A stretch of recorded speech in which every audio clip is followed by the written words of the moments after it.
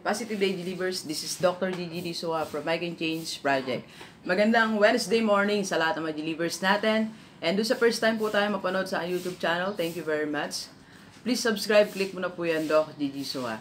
Alright, so it's Wednesday, bago tayo pumasok at siyempre mag-vlog muna tayo para sa mga kaibigan natin, mga OFW ang ating topic ngayon. Alright, so eto, bira ko lang itong i-discuss. Pero alam ko maraming dito, yung parang mabubuhayan ng isip at magkakaroon ng redirection or review ng kanilang mga pamumuhay bilang OFW at pamumuhay ng mga pamilya nila dito sa Pilipinas. Alright, so 4 na nakakalungkot na bagay na pwedeng mangyari sa isang OFW. Alright, so ito yung siguro kung ikaw ay OFW, dito ka mapuprostrate, alright? So, ito yung pwede mong puntahan na nakakalungkot. Kaya ako siya dinidiscuss ngayon para hindi na siya dumating sa point ng buhay mo bilang isang OFW. Para hindi isang araw sabihin mo, I regret that I went to other countries to work. Okay? So, para hindi na dumating sa punto na mag-isa ka and you are, may mga naisip ka, may mga pinagsisisihan ka, sana ganito, sana ganon. Alright, so, ito yung mga nakakalungkot na pwedeng mangyari sa'yo bilang isang OFW. Okay? At paano natin siya maiwasan. Okay? So, 4 na bagay, simulan na natin. Okay, ito yung tingin nyo, ito ang pinaka-importante, pero sa akin hindi pa siya. Okay? So, siguro sa inyo, ito Ma'am G, pero sa akin, number 1 siya sa list, pero hindi siya yung highlight. Okay? Number 1 is, yung wala kang naipon. Yan. Nakakalungkot talaga yan. Kagabi o kanina may nag-message sa akin, Ma'am G, pauwi na ako for good. Wala talaga ako naipon. Diba? After working 2 or 3 years, and yet, magigising ka na lang, finish contract ka na, wala ka palang savings.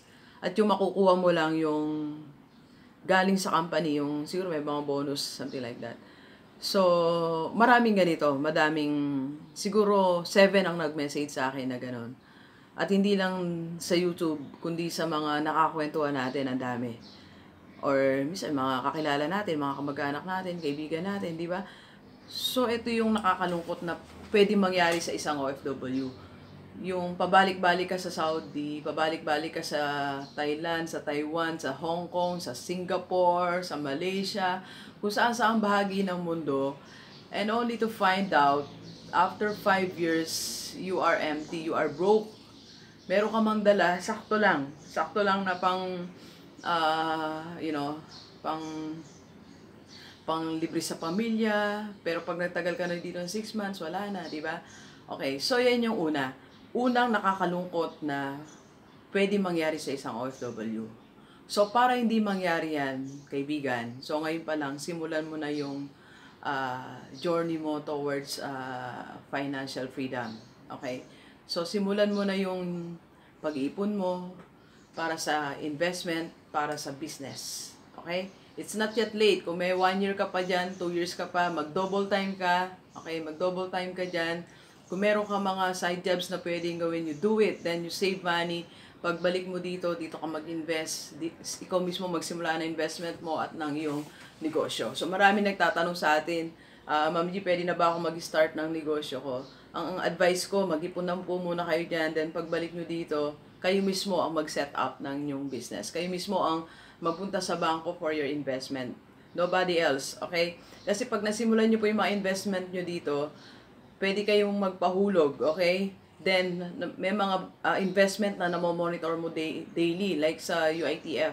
Ako, kung gusto ko po, gabi-gabi, pwede kong makita yung aking investment doon pagkahulog natin. So, magpahulog ka lang, then ikaw mismo ang magta-transfer sa UITF, sa BPI, mag-login ka lang, so makikita mo na yung pera mo, progress mo, di ba?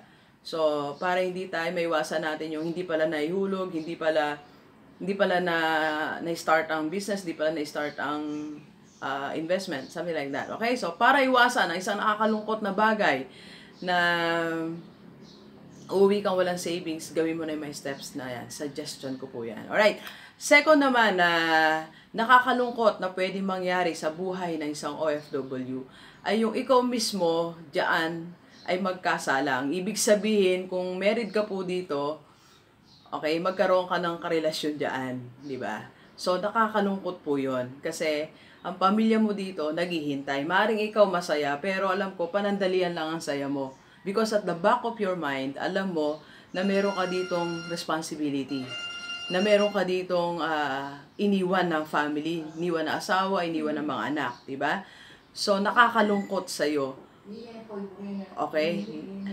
Nakakalungkot sa'yo na ikaw ay magkaroon ka ng karelasyon dyan sa ibang bansa, di ba? Kung di man karelasyon, mga bisyo, di ba? Mapahamak ka, di ba? Iyan ay mga self-inflicted yan. Yan. Ibig sabihin, kaya ka mahirapan dahil sa'yo din yan. So, para maiwasan mo, magkasala ka dyan, magkaroon ng karelasyon. Okay? So, gawin mong inspirasyon pamilya mo dito. Gawin mo siyang magkaroon kayo regular communication. Dito na-vlog ko na po yan, na dapat nagko-communicate kayo ng family mo, di ba? Ng asawa mo, ng mga anak mo, sila lagi gawin mo siya ng inspiration. At huwag ka na magsimula ng bagay na alam mo na ang dulo. Di ba, minsan gano'n, may mga sinisimulan tayong bagay na alam mo naman sa ending, you cannot win, di ba? Matatalo ka dyan eh. Di ba? Matatalo ka lang, so huwag mo na simulan. Sayang ang time, sayang ang effort, sayang ang pera. Diba? Walang kasalanan na hindi gumagastos. Lahat ng nagkakasala, mga G-leavers, gumagastos yan. The more pa nga ang gastos eh. Kasi imagine mo, magtatago ka pa. Diba? Ililihim mo pa yung date mo. Siyempre, gagastos ka na malaki para sa lihim na lugar. Diba? O para sa mga hindi makakita sa inyo. Minsan, magdi-disguise ka pa, di gagastos ka. So, yun yung pangalawang nakakalungkot na pwede mangyari sa isang OFW. Okay? At pangatlo naman na nakakalungkot na pwedeng mangyari sa isang OFW, eh yung pamilya mo naman dito, yung asawa mo naman dito, yung magkaroon ng iba. Nakakalungkot din yun at parang nakakaiyak, di ba?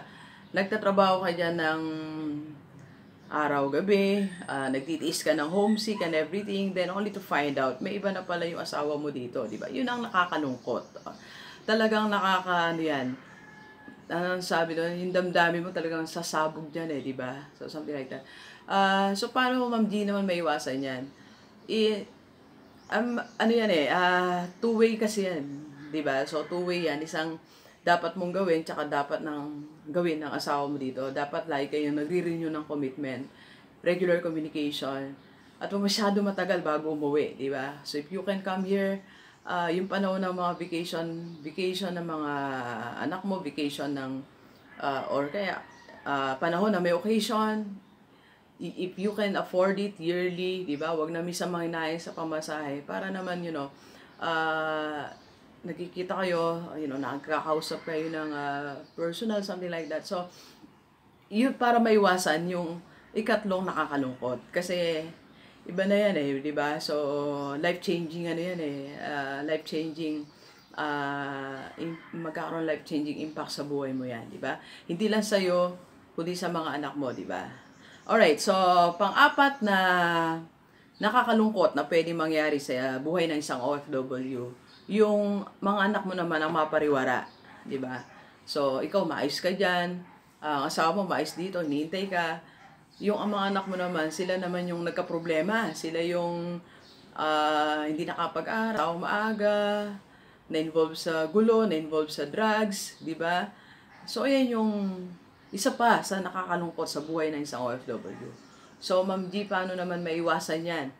Para maiwasan natin yan, of course, kailangan kasama mo nag-uusap kayo lagi ng iyong asawa, pinag-uusapan nyo yan, at meron, bukod doon sa pag-uusap nyo ng iyong asawa for monitoring, meron din kayong personal communication ng inyong mga anak, di ba?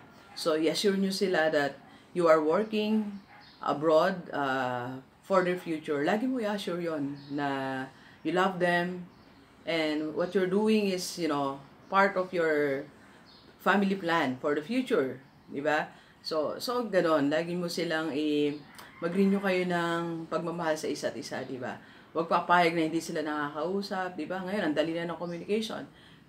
Sa Messenger, sa FaceTime, Di ba? May Skype pa ba? O something like that, okay?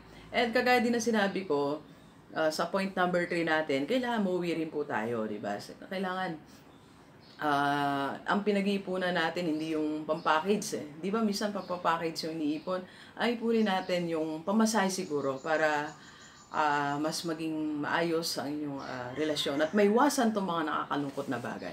Okay, so Delivers, medyo malungkot ang ating tema, di ba? Pero yan ay mga katotohanan ng buhay. Kung hindi mo pa ito na-experience, congratulations sa'yo. At huwag na natin hintayin mangyari sa atin, di ba?